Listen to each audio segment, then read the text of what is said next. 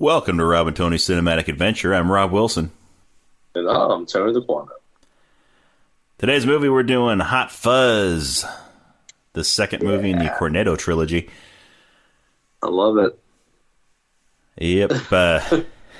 Directed by Edgar Wright, starring Simon Pegg and Nick Frost. Frost. Again. Fantastic movie. I mean, written by Wright and Pegg, and Frost is always right in there, the star. So. Yep. Yeah, we, of course, last time did Shaun of the Dead.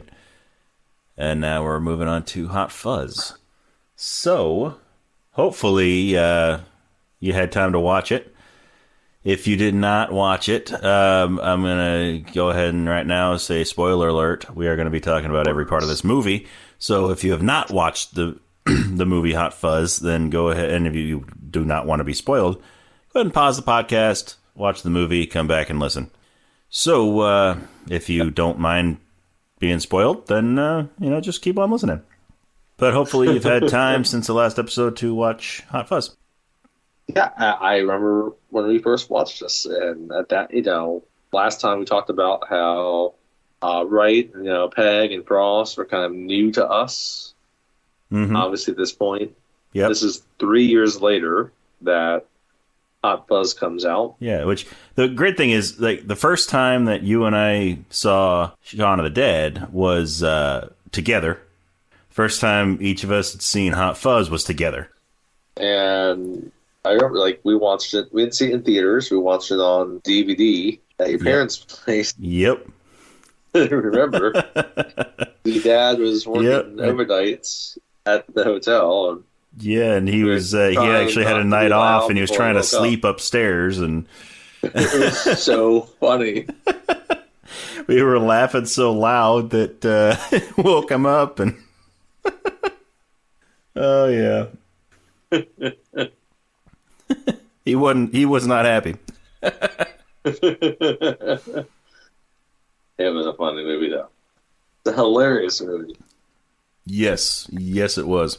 A lot of big names in there, too. Yeah. So, some other names that probably, in terms of if you're maybe not to the average film goer, maybe, but if you're more in an art house type things, they definitely brought in other names. Or if you're into Doctor Who, there's a lot of Doctor Who actors in this, too. Just like there were in Shaun of the Dead. Jim Broadbent would be one.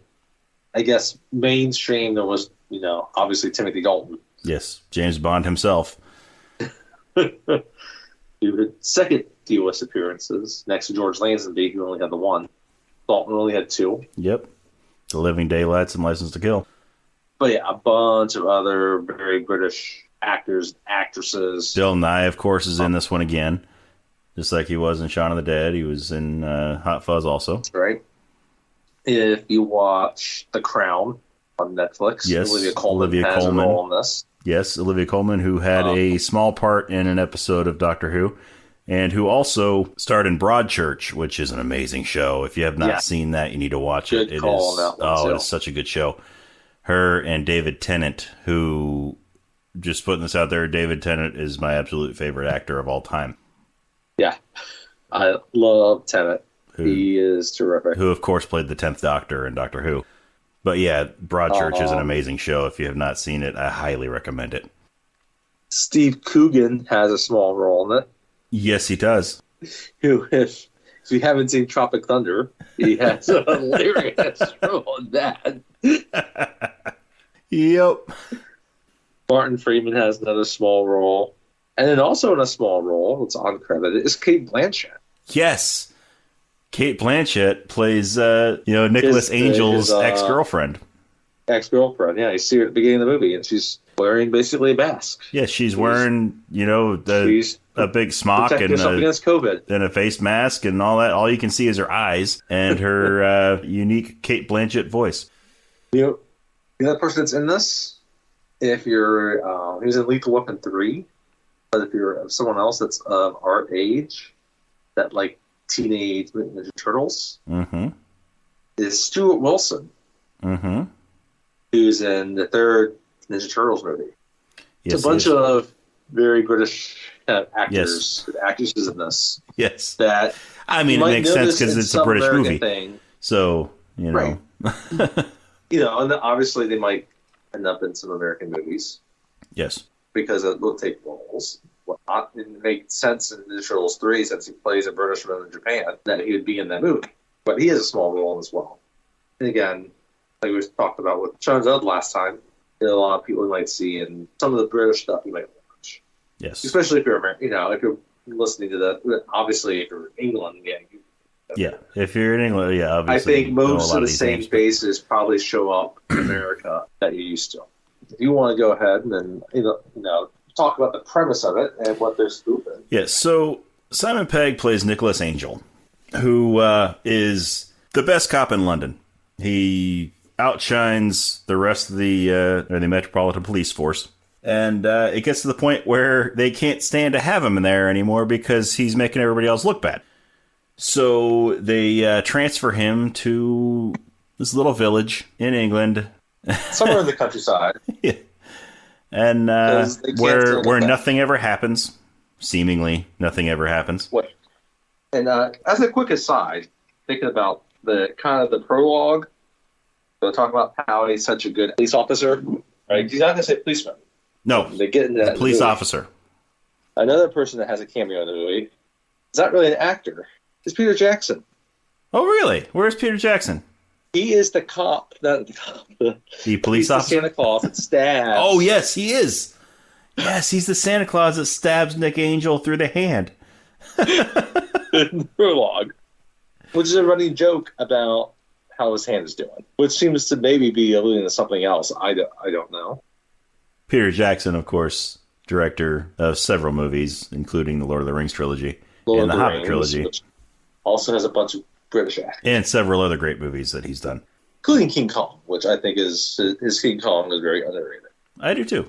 And also Dead Alive, which is his first horror movie.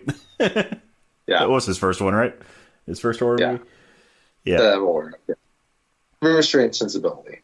He had cameos in all of his Lord of the Rings movies too. Yes, he did. But he was the Santa Claus that stabs. Yes, he was the Santa Claus that stabs Nick Angel through the hand. But Nick Angel, he's that kind of classic cop that takes things way too seriously, very seriously, and it's hard to. Yeah, he has no sense of humor when it comes to police work. He's a very by the book officer. He's not John McClane. No, he is not. At least not yet. But he does his job well. Yes, he does. He does his job very well. To the point where he made everybody else in the Metropolitan Police Force look bad, so they transferred him to the tiny little village. That's what I like about him. He takes the job seriously. I think okay, he may not be as maybe more like John McClane again. It's fun. Die Hard's an action movie. It's not really a buddy cop movie. He's got kind of his support with Al, but McClane doesn't mind being unconventional, but he wants to put the bad guys to justice. And Angel wants that too. So they share that in common. But you don't blame him for thinking that he's going to go to this small town where, what is he supposed to do? Yes, the small town of Sandford, this little village. And it's what we talked about last time. If maybe you live in England or been to England or have family in England, you might kind of know the small English town that they're trying to kind of reference here. Yes. I'm sure there's plenty of them, and in a way that there's aspects of that even here in America, but I'm sure it's very different.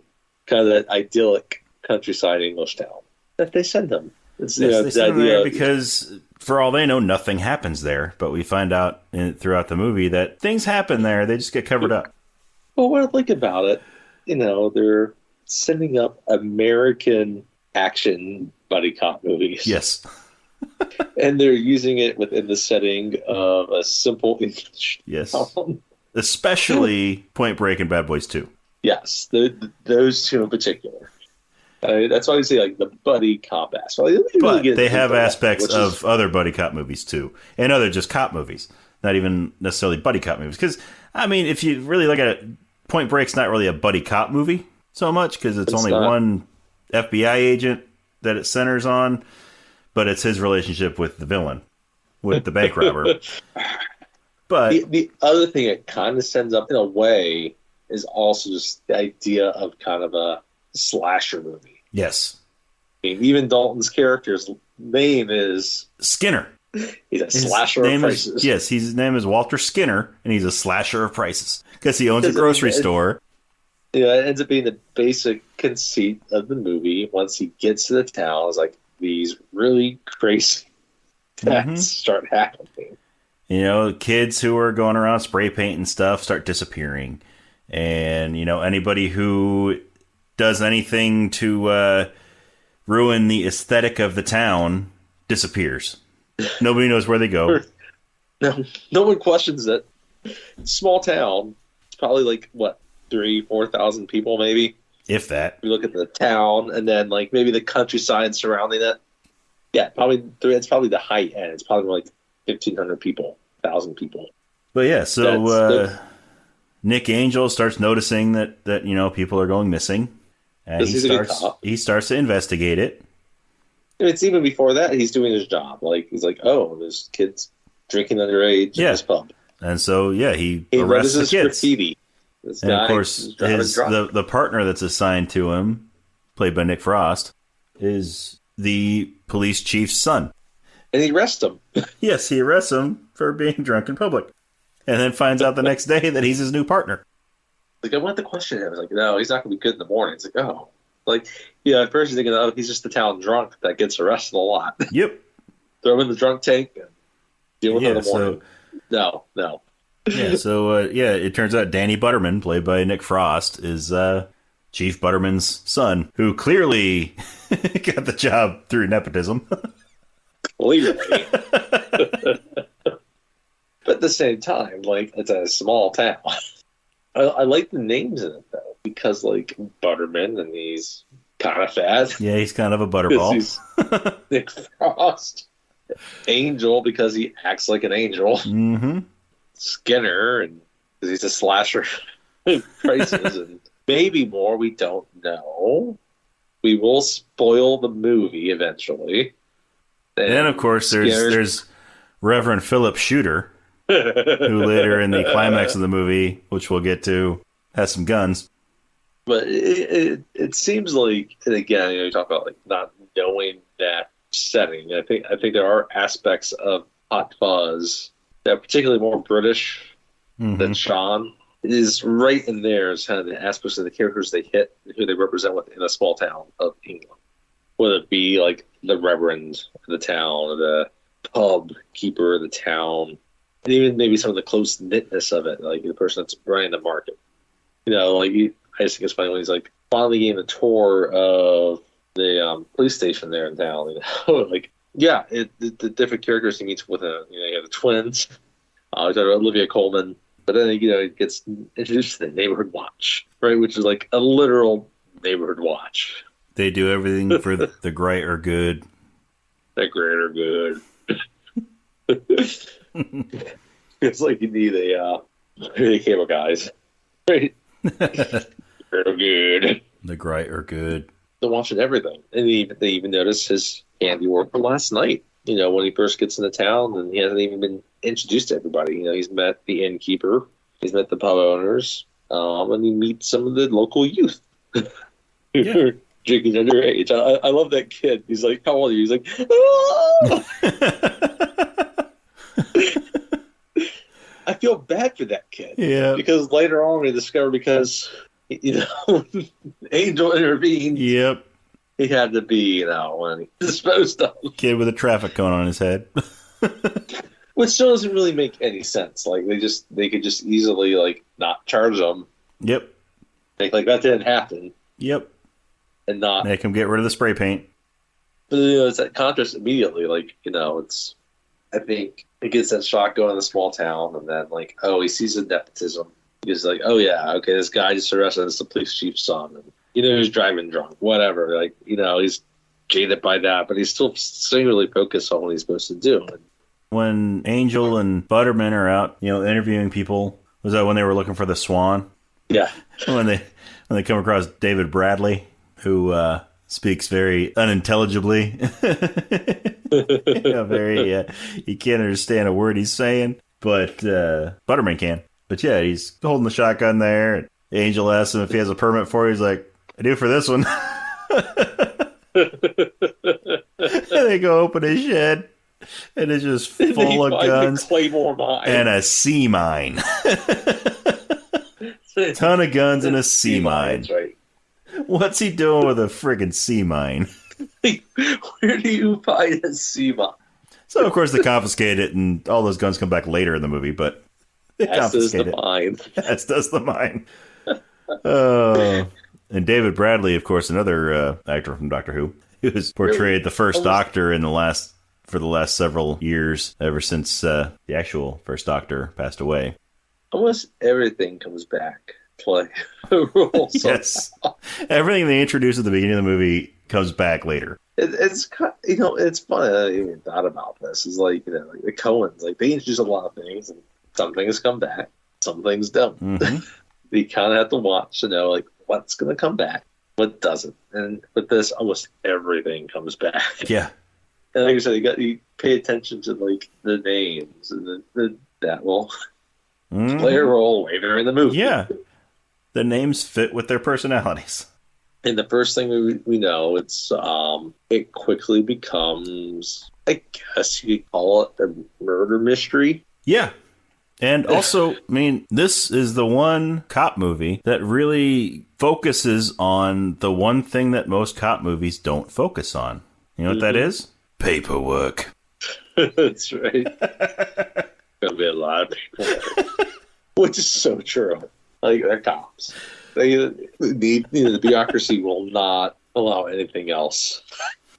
Yeah. But yeah, they set everything up really well between showing everything at the police station and then meeting everybody else in town with the Neighborhood Watch Association. It's all set up well. They give you everything you need to know. It's going to come into play later. Because then the next thing, they meet a man named Martin Blower with Eve Draper, Romeo and Juliet.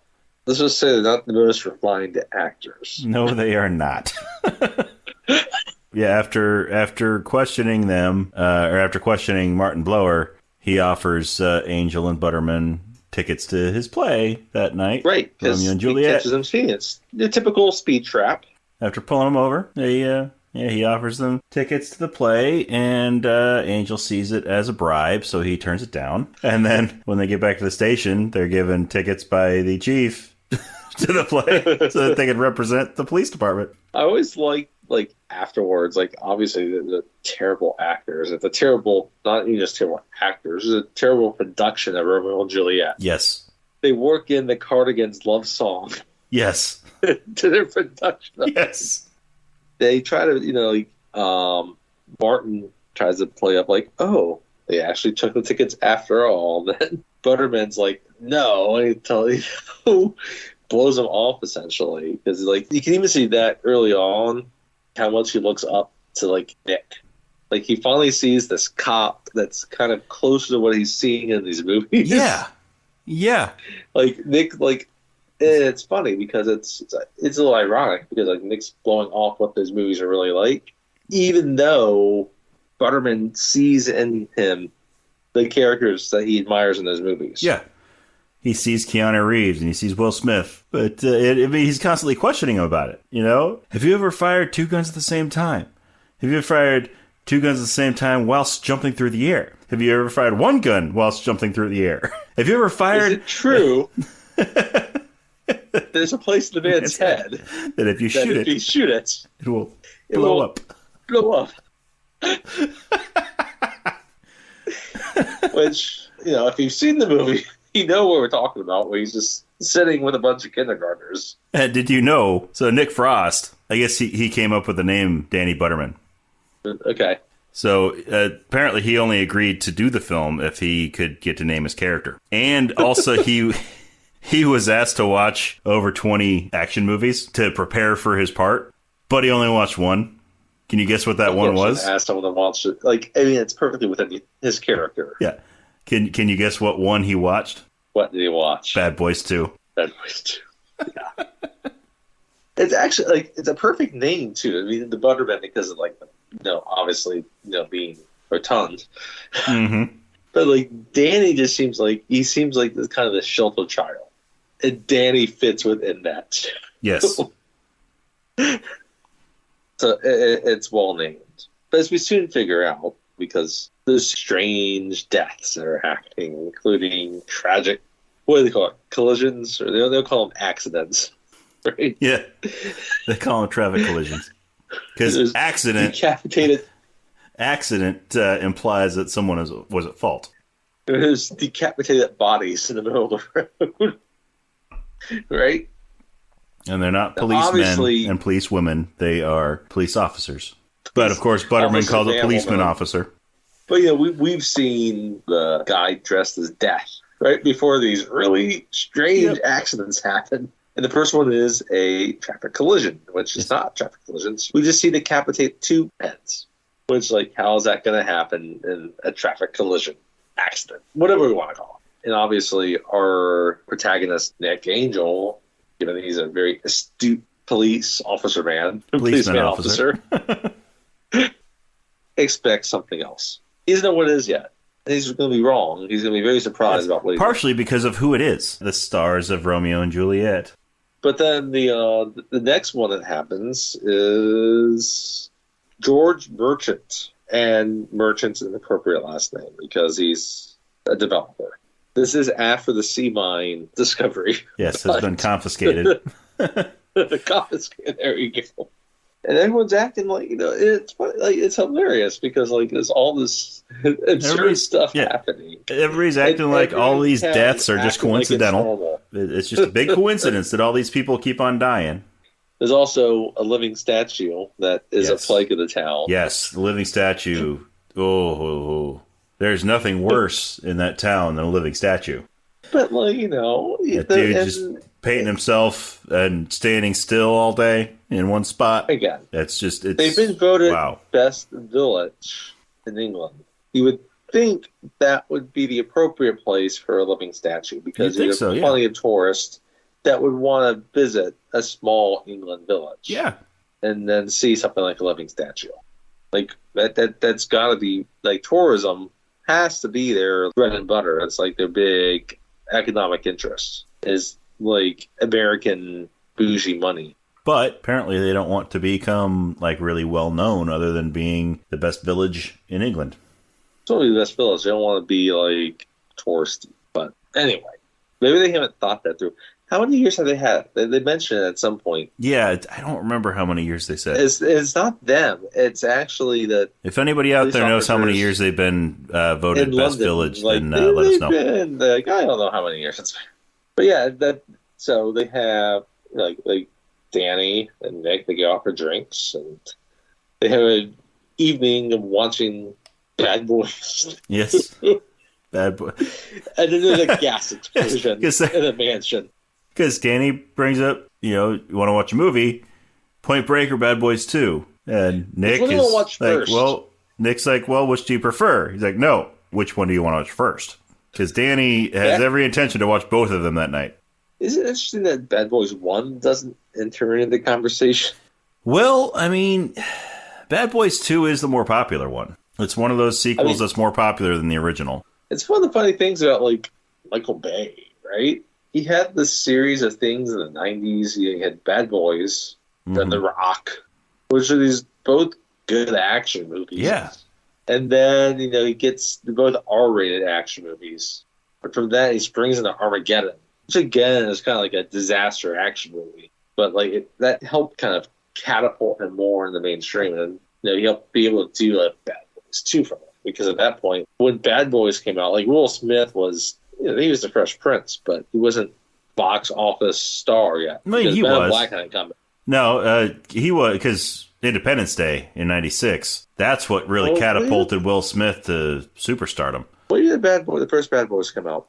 Was it 97? That's a good point because Bad Boys the first Bad Boys was 95. 95. Okay, so Bad Boys, then Independence Day, and then in 98 was Men in Black. So it really catapulted him. Like Fresh Prince was like a wasn't a hugely popular TV series. I think people kind of went back after stuff like Independence Day. Like, oh yeah. But yeah, by the time like Bad Boys 2 came out, I mean, that was well after Independence Day and Men in Black and all of that, right? You know, they were able to do Bad Boys 2 because of the even more popularity that like Martin Lawrence and Will Smith had. And like Bad Boys 2 was like not that long before Hot Fuzz. I mean, Point Break was early 90s. But yeah, I think, you know, Hot Fuzz is more that blending of that buddy cop and kind of that slasher aspect, that mystery of like, oh, what's really going on? Yeah, which, like we mentioned with Shaun of the Dead, it's another perfect blending of comedy and a serious movie. Right, because for Angel, like, you know, this is his life. Like, he defines himself as being a cop. He talks about how, like, he was given, like, this... Yeah, the pedal car. Place, yeah. He was given a police car pedal car when he was a kid, and then was, you know, pulling all the other kids over, playing cops and robbers, and... But, you know, it's hard, you know, like, and they play off that. It's like, how do you separate that off? And, like, you get that, not just with him, you later find out, like, other people in the town, of things that happen, like, how do you separate these things that happen to you yourself? Like, with Danny's father, it's hard for him to separate what happens to his wife, Danny's mother, and everything else, and that's what drives him to be so concerned about everything else in town. Because, you know, it's not like a living statue is what caused his wife to kill. No, but the living statue it's a plague to the community. The living statue and the graffiti kids, they need to be dealt with. Yep, it's all for the greater good. Which is commentary in its own self about, like, you know, how far do you go to preserve the greater good? The greater good. Yeah. I mean, when you're willing to drop a loose piece of stone onto a journalist's head. Yeah. To the point where it becomes his head for a few seconds while he's walking around before he falls over. Because he's not a great speller. Yeah, because he misspells things in the newspaper. Shouldn't they really be offing the editor? Which in the DVD commentary, Edgar Wright and Simon Pegg talk about how they thought that the misspellings in the newspaper would make it into the IMDb goofs section. Well, that's the thing. But that's the thing. They're in there for a reason, because Tim Messenger is not a good speller. Again, Messenger. And he's a reporter, sharing messages with people. User edits, but that's how they work. People miss. But yeah, shouldn't the ire not be towards Tim Messenger? Okay, yeah, he can't spell, but shouldn't the editor be catching? Yeah, I mean, the editor should be catching that, yes. He should be the one that died. He should be the one that died, not Tim Messenger. He should be the one at fault for not catching it. I mean, yes, like Tim Messenger misspelled the stuff, but... If you're the editor of a newspaper like that, no, you should be catching spelling mistakes. I mean, look at Superman. Lois Lane was a terrible speller. Perry White caught those spelling errors and fixed them, or got her to fix them, you know, before he published, because Perry White was a good editor. It's like, I get their small town people. Like, apparently this has been a plague on the people for a while, because they just say, like, yeah. But, all right. So here's the spoiler. The Neighborhood Watch Association, they're killing everybody that's making the town look bad. Yes, that's doing anything to keep them from winning the best village in England. Best village award. But, like, Tim's been he's been a columnist for a while, right? So, like, why does he need to die all of a sudden? Like, no, if his spelling's been that bad, it's because the editor's not reaching it. So the editor should have been the one that died. Unless he's part of the name. But no, they're not beyond killing themselves, right? Yeah. Because they killed the town horticulturalist because she's going to take her talent to another town. She's going to take her flower skills somewhere else, so that other town is going to be pretty, and they're not going to be as pretty. Shears through her neck. But it's not one person that's going around killing everybody. It's different members of the they take turns. The Neighborhood Watch. They share in the killing. They each have their own black cloak, and it's a different person every time. It makes me wonder, though, like, when they kill her, right? Like, is that the first time they kill one of their own? Because they kind of reference, like, when, like, Nick, I think so. Finds out, like, they say, oh, yeah, we hated killing one of our own. I think so. I think that might be the first time they kill one of their own. But yeah, it's the moment when Danny finds out what his dad's been doing, when he finds out about the neighborhood watch's big secret, and Nick is trying to reason with him and tell him that they're trying to be judge, jury, and executioner. And Danny is like, but they're not judge, jury, and executioner. Judge, Judy, and executioner. The absurdness of it. They play the absurdness of it a little bit more than like Shaun of the Dead. And that's a really good example of it. Then Nick gets chased out of town. He gets sent back to the London Metropolitan Police Force. But he goes back. But I love that aspect of this. He could just go back and just be like, whatever. Yeah. But he turns around, he goes back to Sanford. And he, raids the evidence locker where all the guns from David Bradley are. What I love about it is what turns him around, he stops at a gas station. Yeah. Yes. And he sees the DVDs. He sees the Point Break DVD? Yeah. And he goes back, raids the evidence locker, gets all the guns, and then he's able to reason with the other officers and recruit them to his side. Great, because he starts shooting because they see him. He's running on the horse with all these guns. They start a shootout, and they come in. They're going to be. I personally think he's the enemy, and then he's riding on a horse. He's got 2 shotguns on his back, right? That are both sticking up, looking like antlers coming out of his head. And that's where we find out how Reverend Shooter got his name, because he steps out in the middle of the street. He's got 2 guns up his sleeves that pop out, taxi driver style. Let's have peace, brother. Just how quickly it turns on this absurd action shootout. Yes. And then of course, Danny gets to jump through the air whilst firing 2 guns, or firing 2 guns whilst jumping through the air. And then the rest of the police force, who's been completely skeptical of Angel this entire movie, right? Yeah. They're in the middle of the bar, and he just says, aren't we curious about how many people go missing in this town? How many accidents there are? Oh, wait. All of a sudden, that quickly, they turn it a dime. Yeah. And they're completely on his side.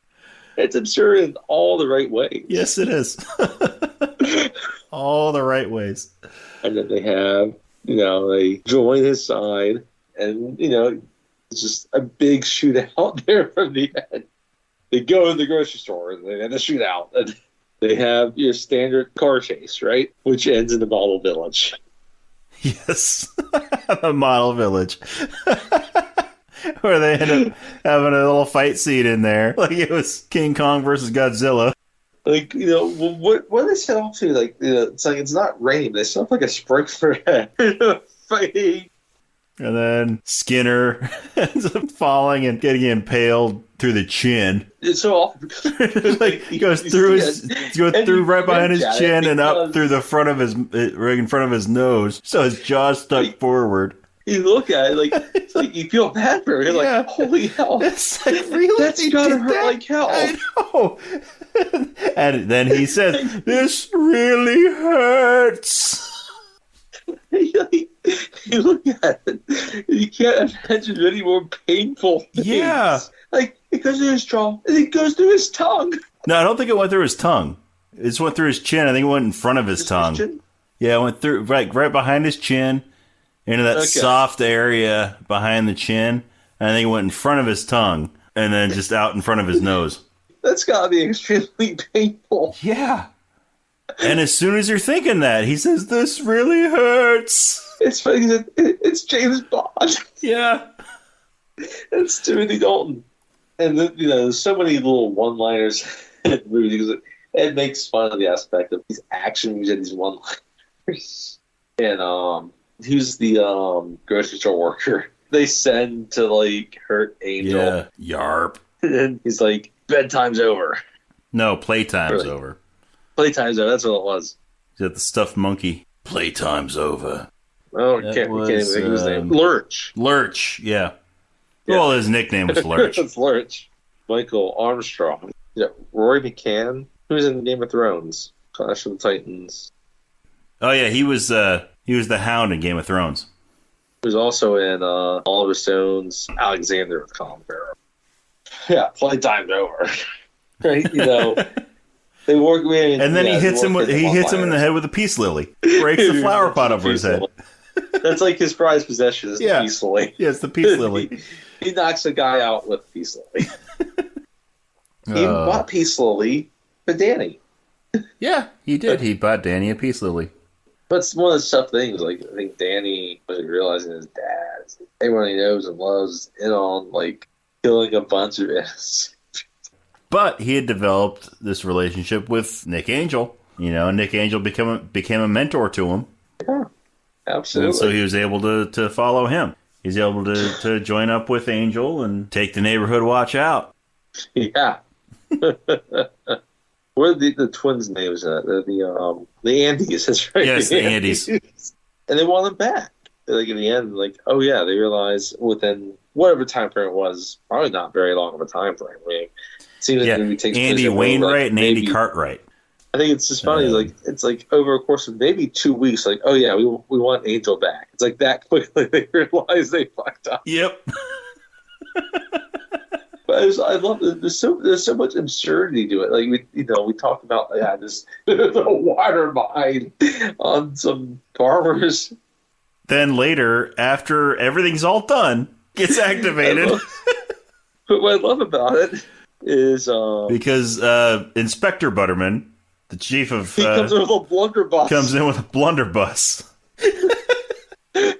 Then Angel pulls a Jackie Chan, sticks his foot in the trash can, throws it at him with his foot, knocks him back into the evidence locker. He trips on the sea mine. Then the sea mine falls a little bit, pushes down one of the plungers on it, and it's blowing up. With only one casualty.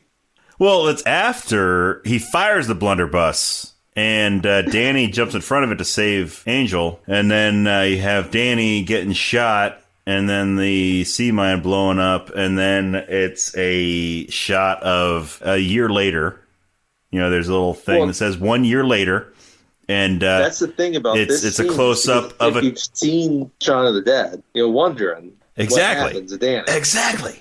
So 1 year later, you got Angel walking up through a cemetery with flowers, and he stops at a headstone that it zooms in. It shows the name Butterman, and he starts talking, and then Danny shows up. So Danny survived, and it was Danny's mother's grave. No, he got shot point blank. Yes, with a blunderbuss. For those who don't know what a blunderbuss is, it was like the first shotgun back in the pirate days, back in the 1600s. That's the perfect thing about Hot Fuzz. We talked about Shaun of the Dead. They know what type of movie they're setting up and what it is, and the absurdity of those aspects of it is perfect. It's just it's a brilliantly made movie. I just wish that they could have finished off the Cornetto trilogy a little bit better. I mean, the next movie in the Cornetto trilogy is, of course, The World's End. Yeah, I think they probably waited too long. Yeah, I think they waited too long to make it. I mean, it wasn't a bad movie, per se. I wasn't a big fan of it when I saw it in the theater, but then I watched it about a year or so ago. I rewatched it, and it was better the second time that I watched it. But it's still nowhere near the caliber of Shaun of the Dead or Hot Fuzz. Probably need a better genre to focus on, too. Yeah. So, in case you listeners are wondering, we're not going to be doing that one next. We'll be doing a different movie. But yeah, I mean, The World's End, it's better. It was better the second time I saw it than the first time, but still not nearly as good as, at least in my opinion, not nearly as good as either Shaun of the Dead or Hot Fuzz. Definitely. So I've only seen World's End once, so I should watch it again. Yeah, you should watch it again. It's worth a rewatch. But yeah, I mean, we're not going to be doing it on this podcast anytime soon. So if you were hoping for the entire Cornetto trilogy, back to back to back, sorry to disappoint you, but there's other movies to get to. Yeah, a lot of there are other fantastic movies that we really want to get to, and that we will get to eventually. So, and yeah, that's not to say we'll never do it. We might do it someday. I don't know, but it won't be anytime soon. And it's funny, like, I know there's even a movie that I saw recently, like, oh yeah, we definitely should do this one. I don't know when we're going to do it, but we'll do it because it's definitely something that harkens back to our younger days. Yep. Pizza and movies. Yes. But I think we have an idea what we're doing next. Yes, I know what we're doing next. Perfect. What we're doing next is, I'm sure that those, and we've mentioned it before. I think we mentioned it in the first episode, our Star Wars Episode 4, A New Hope episode, about our namesake. Since we are Rob and Tony's Cinematic Adventure, it's only appropriate that we do Bill and Ted's Excellent Adventure. And that is what we're going to do next. So, join us next time for Bill and Ted's Excellent Adventure, where we will go through every aspect of that movie, that brilliant Keanu Reeves, Alex Winter, George Carlin movie. Brush up on your Socrates. Yes, brush up on your Socrates and your Billy the Kid. Fantastic movie that I loved growing up, and I still love it now. And it's just an excellent movie. Yeah. So if you have not seen it, if you've not seen the original Bill and Ted movie, Bill and Ted's Excellent Adventure, you got a little bit of time to watch it. So go ahead, if you haven't seen it, watch it. If you have seen it, watch it again. It's definitely worth rewatching several times. Nothing rewatching goofy movies. Yeah, there's nothing wrong with watching a goofy movie. Well, I mean, a goofy movie is actually a pretty decent movie, too. I enjoyed that one when I was a kid, too. But yeah. Like Goofy had a son. I know, right? How does that work? But anyway, join us next time for Bill and Ted's Excellent Adventure, and we will see you then. Or we will talk to you then.